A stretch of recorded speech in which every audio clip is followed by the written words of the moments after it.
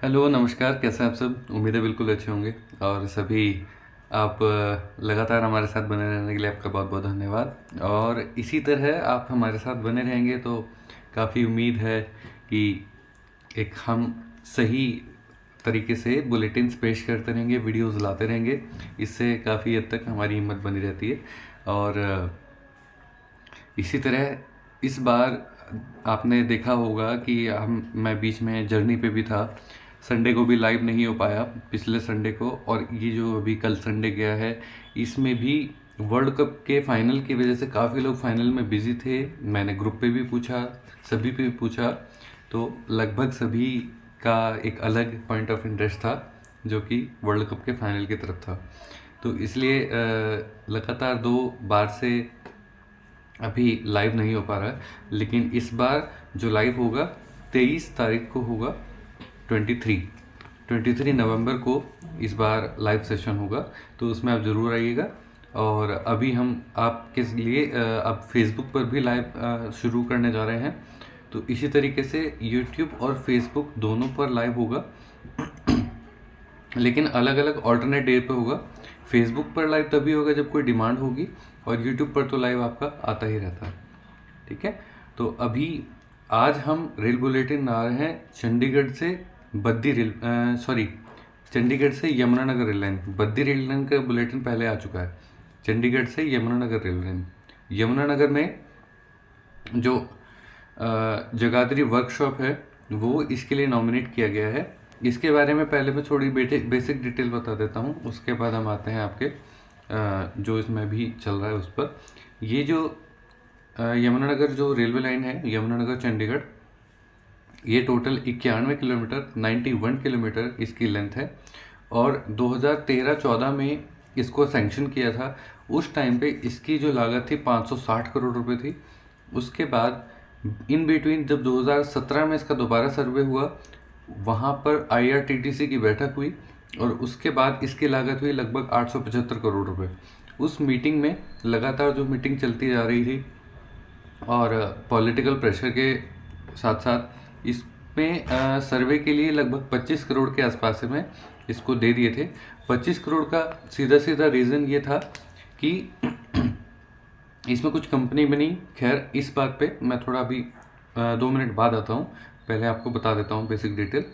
उसके साथ इसमें ये लाइन जो कनेक्ट करेगी, लगभग आपको आप ये मान के चलिएगा कि नारायणगढ़, रायपुर रानी, बरवाला, रामगढ़, पंचकुला और सढौरा, इन सब एरियाज़ को ये लाइन कनेक्ट करेगी।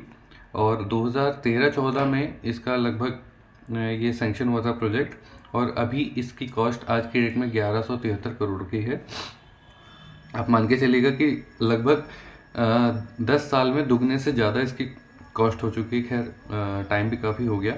और HRIDC, हरियाणा रेलवे, जो हरियाणा स्टेट की जो रेलवे डेवलपमेंट कंपनी है, उसमें इसको इंक्लूड किया गया है और टॉप मोस्ट प्रायोरिटी पे भी रखा गया है। और इसके साथ साथ में अब इस बार इस बजट में इसको मिले हैं कुल 1000 रुपये। अब मैं इसकी थोड़ी डिटेल में बात कर लेता हूँ। डिटेल में ये है कि सबसे पहली बात आते हैं हम सर्वे पे। सर्वे में इसको मिले हैं 25 करोड़।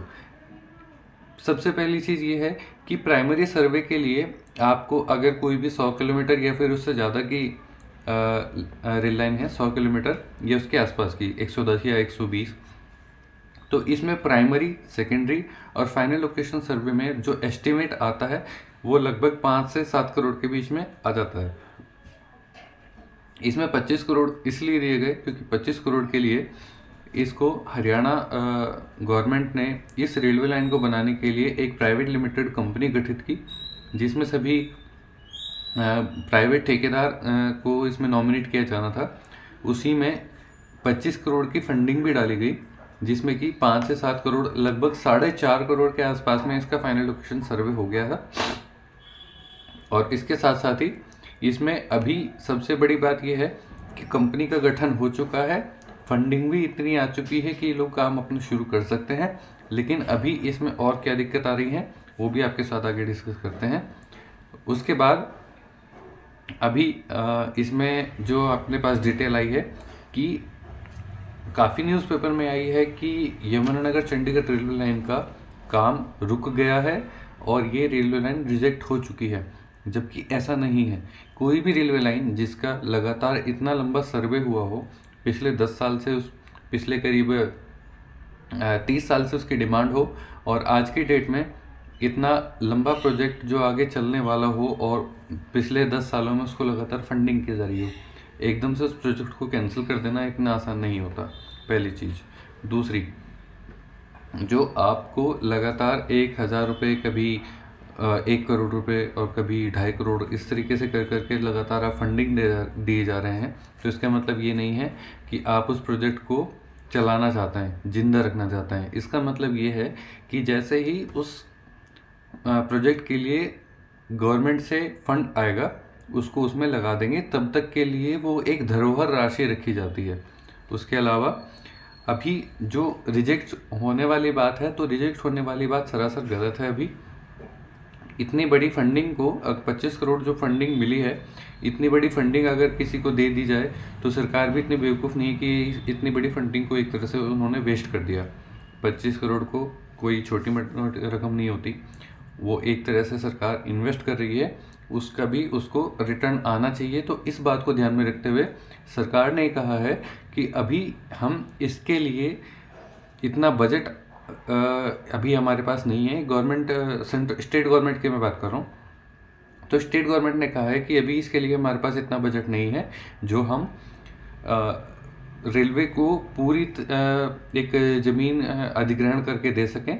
उसके साथ साथ अभी इसमें ज़मीन अधिग्रहण के साथ साथ जो आपकी राज्य सरकार है, उसको प्रोजेक्ट का लगभग 40% बनाने का खर्चा भी देना होगा और ज़मीन भी देनी होगी।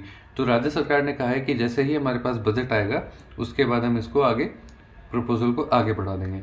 लाइन कोई रिजेक्ट नहीं हुई है, ये आप ये मान के चल सकते हैं कि थोड़ा डिले ज़रूर हुआ है, लेकिन रिजेक्ट कुछ नहीं हुआ है, ठीक है। और ऐसे टाइम पे वो रिजेक्ट नहीं कर सकते जबकि अब इलेक्शन का टाइम है, ये सबसे बड़ी बात है। तो अभी इसके आने की उम्मीद बिल्कुल है, लेकिन जैसे ही आएगी आपको बता दिया जाएगा, आपको इन्फॉर्म कर दिया जाएगा। आप लगातार हमारे साथ रेल बुलेटिन में बने रहिएगा, और जल्दी ही इस प्रोजेक्ट के बारे में भी अपडेट आने की हो सकता है, कुछ न्यूज़ मिल जाए, क्योंकि अब इलेक्शन का टाइम है और सभी प्रोजेक्ट्स को कुछ ना कुछ दिया जा रहा है। सरकार को भी अपने कार्यकाल का टोटल टारगेट पूरा करना होता है, इसलिए ये प्रोजेक्ट अभी जिंदा है। तो इसके अलावा आप लगातार रेल बुलेटिन देख ही रहे हैं, तो रेल बुलेटिन में और हम क्या ऐड कर सकते हैं वो आप ज़रूर बता सकते हैं। और 23 तारीख को आप लाइव में ज़रूर आइए। 23 में लाइव में आप ज़रूर पार्टिसिपेट कीजिए। आप, आपकी फैमिली, आपके फ्रेंड्स वगैरह, जो भी किसी को भी कोई भी डाउट हो, आप ज़रूर आ सकते हैं। उसके अलावा कोई और आपकी कोई क्वेरी हो, कोई क्वेश्चन हो, किसी भी तरह का कोई प्रश्न हो, आप यूट्यूब पे भी लिख सकते हैं, कमेंट में डाल सकते हैं, आप व्हाट्सएप ग्रुप में हमारे ज्वाइन हो सकते हैं।